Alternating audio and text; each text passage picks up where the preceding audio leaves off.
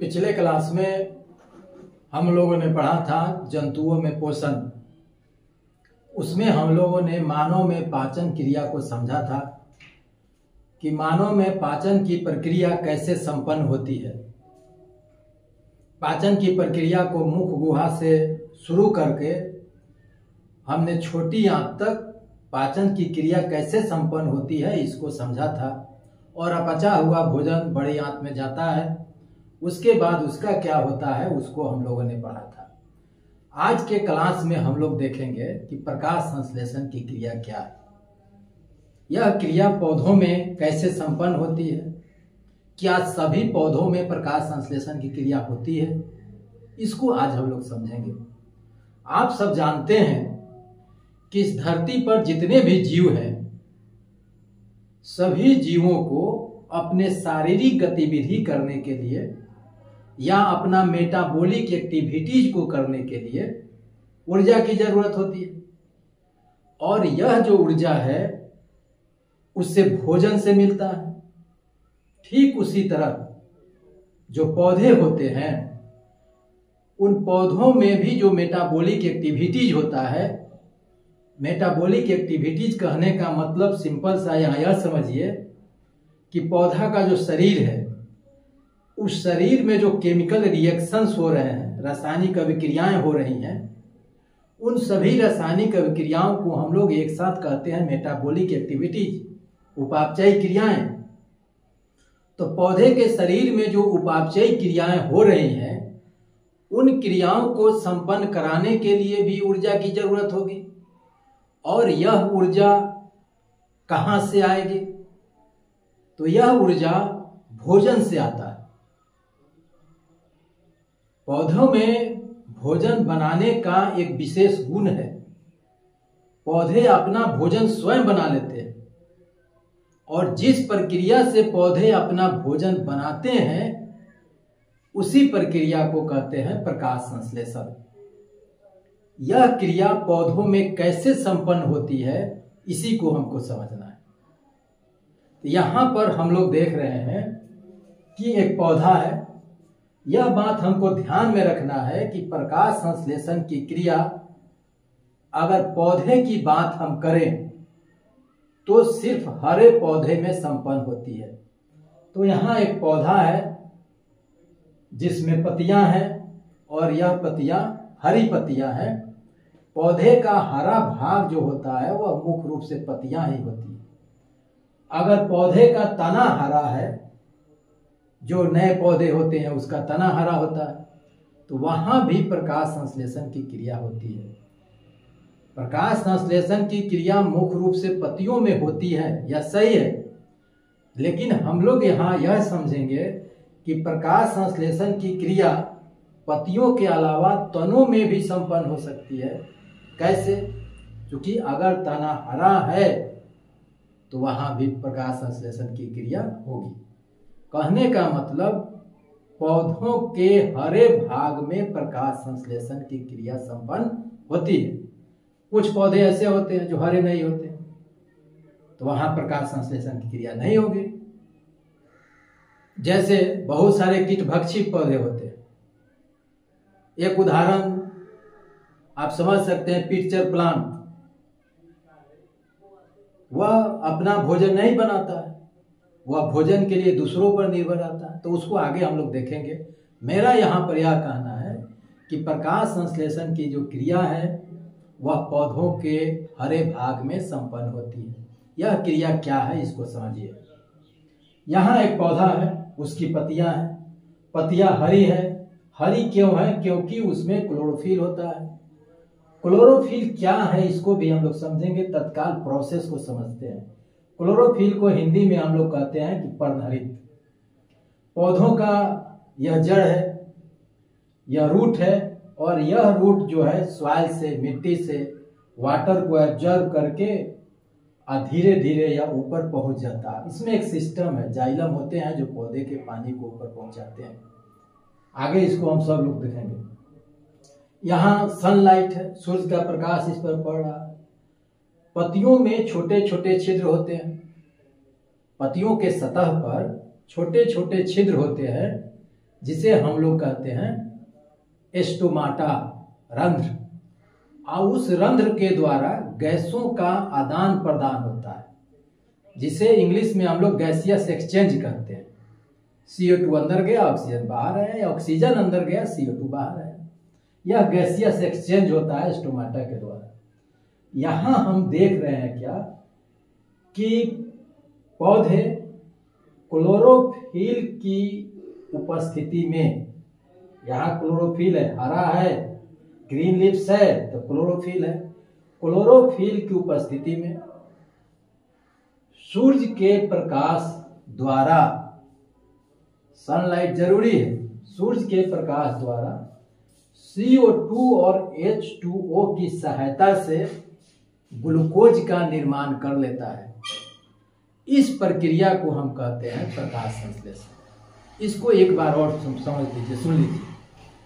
होता क्या है कि पौधे का जो हरा भाग होता है, उस हरे भाग में क्लोरोफिल होता है, पर्णहरित होता है।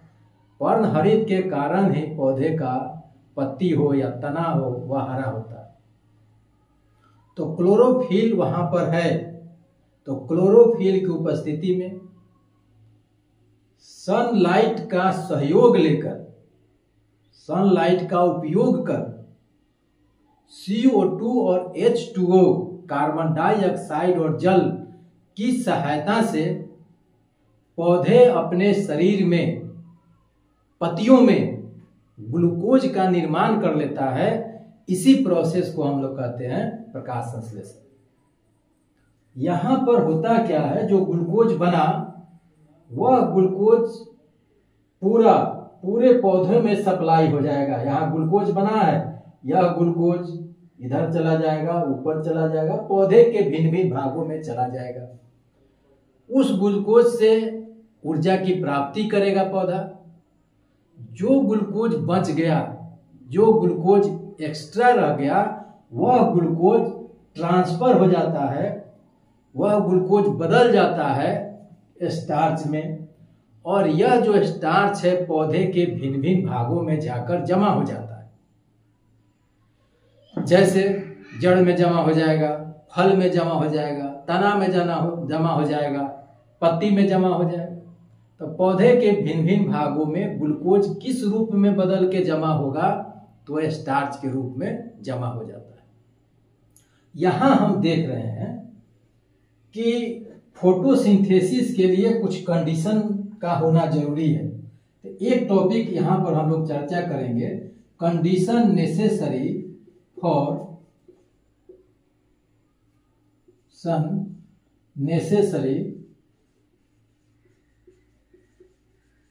Necessary for photosynthesis.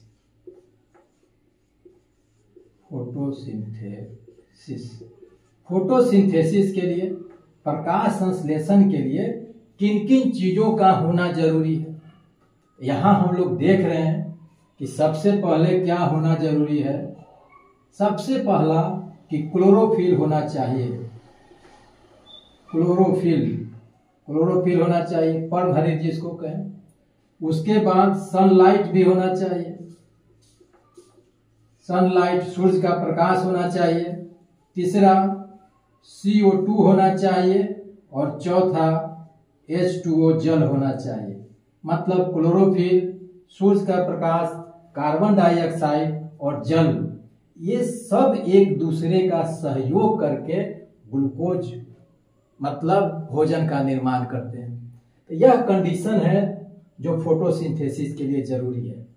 यहां पर हमको यह देखना है कि यह क्लोरोफिल अगर यहां पर है तो करता क्या है। ठीक है, क्लोरोफिल की उपस्थिति में प्रकाश संश्लेषण की क्रिया संपन्न होती है, यह बात सही है, लेकिन क्लोरोफिल करेगा क्या, इसका क्या रोल है। सनलाइट है, सूर्य का प्रकाश संश्लेषण की क्रिया में जरूरी है, लेकिन सनलाइट का रोल क्या है, उसकी क्या भूमिका है। उसी तरह कार्बन डाइऑक्साइड और जल की क्या भूमिका है, इसको हम लोग एक एक करके समझेंगे। यहां हम लोग देखेंगे कि क्लोरोफिल की क्या उपयोगिता है, क्लोरोफिल करता क्या है, क्यों जरूरी है क्लोरोफिल, इसको समझिए। तो फर्स्ट टॉपिक हम लोग का रहेगा क्लोरोफिल की उपयोगिता। क्लोरोफिल क्यों जरूरी है?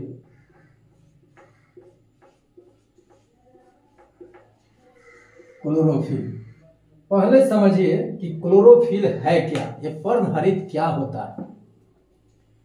पौधे में, पौधे का जो रंग हरा है वह हरा रंग क्लोरोफिल के कारण है। क्लोरोफिल एक रासायनिक यौगिक है,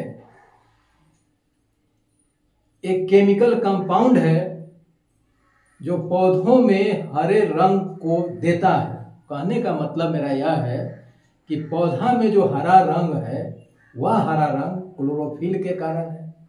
तो क्लोरोफिल है क्या? एक केमिकल कंपाउंड है, उसको हम लोग कहते हैं पिगमेंट, रंग, मतलब वह उसके कारण रंग है, हरा रंग हो जाता है, इसीलिए उसको हम लोग पिगमेंट भी कहते हैं, वर्णक भी कहते हैं।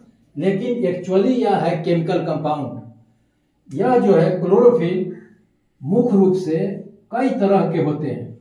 Chlorophyll A, chlorophyll B, chlorophyll C, chlorophyll D, कई तरह के क्लोरोफिल होते हैं। लेकिन मुख्य रूप से दो तरह के क्लोरोफिल को हम लोग को जानना है, क्लोरोफिल ए और क्लोरोफिल बी। यह क्लोरोफिल ए का जो केमिकल फार्मूला है उसको देख लीजिए, C55 H72 O5 N4 Mg, यह है क्लोरोफिल ए। क्लोरोफिल बी में देख लीजिए क्या है, इसको देखिए, chlorophyll B C55 H70 O6 N4 Mg, यह क्लोरोफिल बी है। कुल मिलाकर हम आपको यह बताना चाह रहे हैं कि क्लोरोफिल एक केमिकल कंपाउंड है। बच्चे इसको सिर्फ एक रंग से समझ लेते हैं कि यह कलर जो पौधों में हरा रंग देता है, ठीक है, पिगमेंट है, हरा रंग देता है, लेकिन है तो यह केमिकल कंपाउंड। अब करेगा क्या, इसका रोल क्या है फोटोसिंथेसिस में? तो इसका रोल है, क्लोरोफिल का रोल क्या है, तो it absorb sunlight, absorb sunlight. सूर्य का जो प्रकाश है, सूर्य का प्रकाश इस पर पड़ रहा है, आप देख रहे हैं कि पत्ता पर, पौधे की पत्तियां हैं, यहाँ पर सूर्य का प्रकाश पड़ रहा है, तो सूर्य के प्रकाश को क्या करता है, एब्जॉर्ब कर लेता है, अवशोषित कर लेता है। अब अवशोषण करके क्या होगा, जब सूर्य का प्रकाश ये एब्जॉर्ब करता है, सन एनर्जी को, लाइट एनर्जी को जब एब्जॉर्ब करता है, तो उसका क्या रोल है इसमें, इसको भी हम बताएंगे। लेकिन यहाँ पर हमको देखना है कि क्लोरोफिल करेगा क्या। तो यहाँ पर का जो लाइट एनर्जी है, उस लाइट एनर्जी को, प्रकाश ऊर्जा को अवशोषित करता है कौन, क्लोरोफिल। उसके बाद जब इसका अवशोषण करेगा तो उसका क्या होगा, इसको देखिए, अवशोषित जब करेगा क्लोरोफिल, जब सन एनर्जी को, लाइट एनर्जी को एब्जॉर्ब कर लिया, तो उसका क्या होगा, तो यहां पर देखिए लाइट एनर्जी करेगा क्या। अब जो यह है लाइट एनर्जी, प्रकाश ऊर्जा, सनलाइट, यह क्या करेगा, यह करता क्या है, आपका जो H2O है, प्रकाश संश्लेषण की क्रिया में जो H2O यूज होता है, इस H2O की क्या भूमिका है, यह देखिए, यह लाइट एनर्जी से, इस पर लाइट एनर्जी पड़ेगा और पड़ने के बाद यह क्या होगा, टूट जाएगा। किसमें टूटेगा, तो हाइड्रोजन आयन, इलेक्ट्रॉन और ऑक्सीजन। प्रकाश संश्लेषण की क्रिया में ऑक्सीजन भी मुक्त होता है। यहाँ पर जब रिएक्शन हम लिखेंगे तो वहां पर देखिएगा कि ऑक्सीजन मुक्त हो रहा है। तो यह जो ऑक्सीजन मुक्त हो रहा है, यह ऑक्सीजन कहाँ से आ रहा है, इस ऑक्सीजन का स्रोत क्या है, सोर्स क्या है, तो सोर्स है H2O। प्रकाश संश्लेषण की क्रिया में बाई प्रोडक्ट के रूप में, सह उत्पाद के रूप में जो ऑक्सीजन रिलीज होता है, उस ऑक्सीजन का सोर्स होता है कौन, H2O, जल। तो यह लाइट एनर्जी जो एब्जॉर्ब किया क्लोरोफिल, यहां से लाइट एनर्जी क्लोरोफिल को मिला। अब क्लोरोफिल जो लाइट एनर्जी एब्जॉर्ब किया, उस लाइट एनर्जी के द्वारा यहाँ पर H2O का विघटन हो गया, टूट गया। इसको कहते हैं, चूंकि प्रकाश के द्वारा H2O टूटा है तो इसको कहते हैं प्रकाशिक अपघटन। इसको भी ध्यान रखना है, प्रकाशिक अपघटन। अंग्रेजी में इसको कहते हैं photolysis of water, photolysis of water. आगे हम लोग देखेंगे लाइट रिएक्शन और डार्क रिएक्शन, तो इसको थोड़ा और ढंग से हम लोग समझेंगे। यहाँ पर सिर्फ रोल बता रहे हैं कि क्लोरोफिल का क्या रोल है, यहाँ पर सनलाइट का क्या रोल है, H2O का क्या रोल है। तो यहाँ पर हम लोग देख लिए क्लोरोफिल क्या करेगा, तो लाइट एनर्जी को एब्जॉर्ब करेगा। सनलाइट क्या करेगा, तो जो क्लोरोफिल लाइट एनर्जी को ऑब्जर्व किया है उसके द्वारा, उस लाइट एनर्जी के द्वारा H2O को तोड़ देगा हाइड्रोजन आयन, इलेक्ट्रॉन और ऑक्सीजन में। यहाँ से ऑक्सीजन निकल गया। अब यह जो हाइड्रोजन आयन बना है, इलेक्ट्रॉन जो रिलीज हुआ है जल के टूटने से, उसका क्या रोल होगा। तो आप देख रहे हैं CO2 है, तो आगे देखिए यहाँ पर CO2 का क्या होता है। यह जो CO2 है, यह CO2 हाइड्रोजन आयन को एक्सेप्ट कर क्या बन जाएगा, ग्लूकोज बन जाएगा, C6H12O6। यह ग्लूकोज बनता है। यहाँ पर देख रहे हैं कार्बन डाइऑक्साइड का रोल, कार्बन डाइऑक्साइड की भूमिका। तो कार्बन डाइऑक्साइड हाइड्रोजन आयन की उपस्थिति में, हाइड्रोजन की उपस्थिति में, आप पढ़े होइएगा ऑक्सीकरण अवकरण। तो अवकरण में हम लोग देखे थे, केमिस्ट्री का जो फर्स्ट चैप्टर है 10th का, तो अवकरण में हाइड्रोजन का ग्रहण अवकरण कहलाता है, या ऑक्सीजन का निकलना अवकरण कहलाता है। तो यहाँ हाइड्रोजन क्या हो रहा है, हाइड्रोजन ग्रहण कर रहा है, CO2 हाइड्रोजन को एक्सेप्ट कर रहा है। तो CO2 हाइड्रोजन को ग्रहण कर अवकृत हो जाता है। अवकृत किस रूप में होता है, तो ग्लूकोज के रूप में हो जाता है। तो यहाँ पर CO2 का रोल हम देखें कि CO2 अवकृत हो करके ग्लूकोज बनाता है। यहाँ हम लोग कुल मिलाकर के क्या देखें, जो फोटोसिंथेसिस के लिए नेसेसरी है क्लोरोफिल, उसका क्या यूज है, तो वह क्या करेगा, लाइट एनर्जी को एब्जॉर्ब करेगा। लाइट एनर्जी क्या करेगा, तो फोटोसिंथेसिस में जो वाटर यूज हो रहा है उस वाटर को तोड़ देगा, फोटोलाइसिस करेगा। प्रकाश के द्वारा पानी का टूटना होगा, उसमें ऑक्सीजन निकलेगा और हाइड्रोजन भी निकलेगा। वह हाइड्रोजन और कार्बन डाइऑक्साइड दोनों कंबाइन करके कार्बन डाइऑक्साइड अवकृत हो जाएगा ग्लूकोज में। अब यहाँ पर यह जब प्रोसेस समझे तो पूरे रिएक्शन को हम लोग एक बार लिख लेते हैं, कैसे होता है रिएक्शन, जरा इसको देखिए। सिंपल सा रिएक्शन है।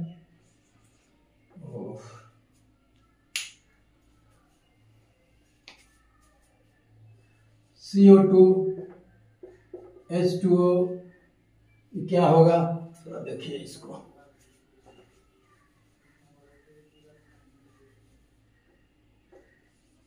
CO2 H2O, यहाँ होगा सनलाइट, क्लोरोफिल चाहिए CH, क्लोरोफिल पर्णहरित, यह बना देगा कौन चीज, ग्लूकोज।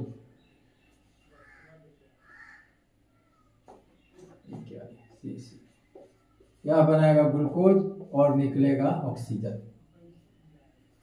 तो यहाँ हम देखें, यहाँ अब इसको थोड़ा सा समझ लीजिए। यहाँ सनलाइट हुआ, अब सनलाइट के द्वारा वाटर टूटा, सनलाइट को एब्जॉर्ब किया क्लोरोफिल, क्लोरोफिल एब्जॉर्ब करने के बाद वाटर में, सनलाइट के द्वारा वाटर टूटेगा, हाइड्रोजन बनेगा, और यह हाइड्रोजन क्या होगा, इसको अवकृत करेगा और ग्लूकोज बनेगा। वाटर टूट के ऑक्सीजन निकल गया। तो यह फोटोसिंथेसिस का यह टोटल रिएक्शन है। इसको ध्यान रखना है, इसको बैलेंस भी कर सकते हैं आप। इसको बैलेंस कर दीजिए, 6CO2 6H2O, और यहाँ पर 6, तो 6 यहाँ पर कर दिए, 6 दूनी 12, 6 और 6 दूनी 12, 6 दूनी 12 और 12 6 18, तो 6 दूनी 12 6 18। ठीक है, तो इस तरह हम लोगों ने समझा कि फोटोसिंथेसिस में जो इसेंशियल होते हैं, जो कंडीशन नेसेसरी है, chlorophyll, H2O, sunlight, carbon dioxide, इसका क्या रोल है। यहाँ पर एक चीज हमको और समझ लेना है कि यह जो CO2 है, CO2 के संबंध में एक चीज और हम लोग देख लीजिए कि CO2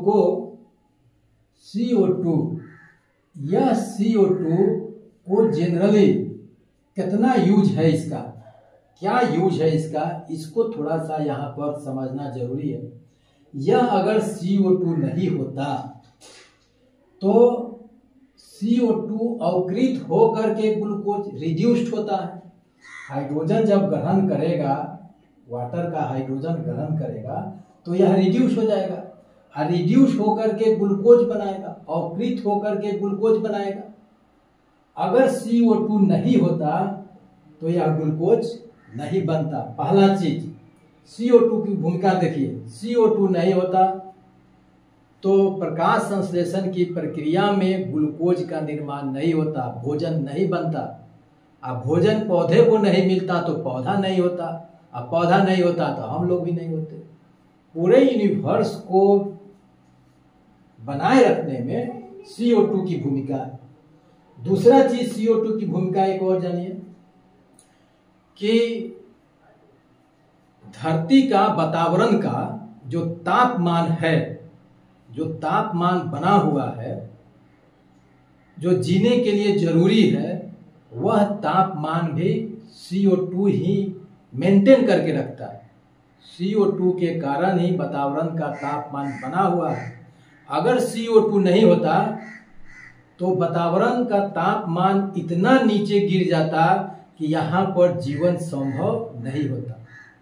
इसलिए CO2 को हम लोग पॉल्यूटेंट नहीं मानते हैं, प्रदूषक गैस नहीं मानते हैं, पर सामान्य तौर पर इसे प्रदूषण करने वाला गैस हम लोग नहीं मानते हैं।